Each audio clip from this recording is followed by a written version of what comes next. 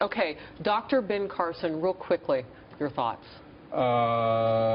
Petered out, wasn't up to the presidential campaign thing. It's tough to run for president having never been in politics before. A lot of integrity is what I'm seeing on Twitter, and maybe not his right time. It wasn't the right time, and he had a lot of problems with ICE.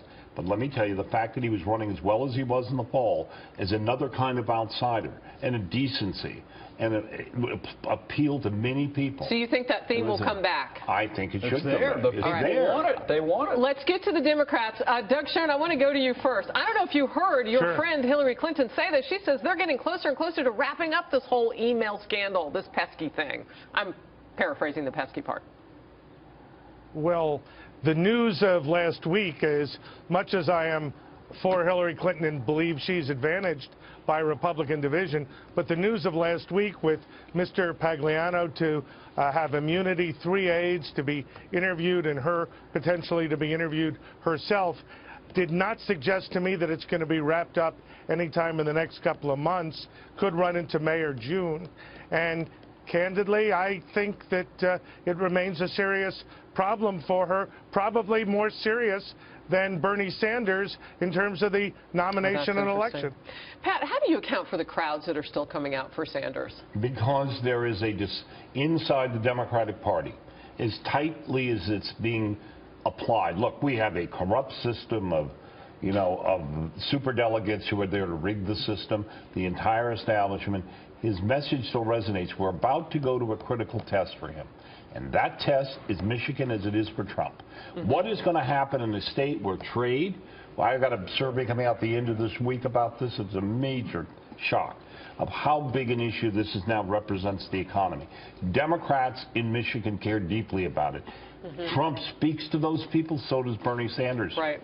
So we will find Michigan is going to be a warm-up for the ground zero for the next week. If Bernie Sanders can do well, come very close or pull that off, then Katie barred the door because he goes to Ohio and does the same thing. And if Kasich were to win Michigan, that is huge for him going into Ohio. Yeah, we haven't talked about Kasich. We have about 30 seconds left. I'm curious to get your point of view on this. So if Trump does not get the 1,237 delegates going into the convention, which it sounds like others are trying to keep him from getting there in some configuration, if that doesn't happen, then you get to the convention and pretty much, I guess, anybody could be up. I don't know if Mitt Romney was floating a trial balloon last week or what the heck he was doing, or if it could be a John Kasich who gets a lot of Democrats apparently in open states to vote for him. It could be anybody who's running. We know that. Any of the 4.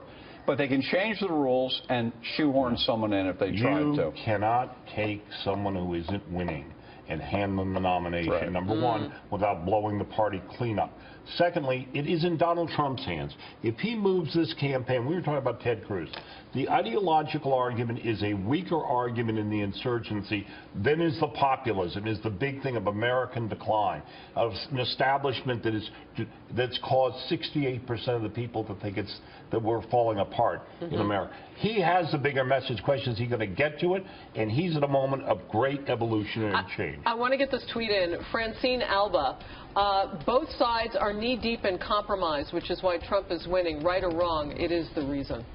Interesting perspective.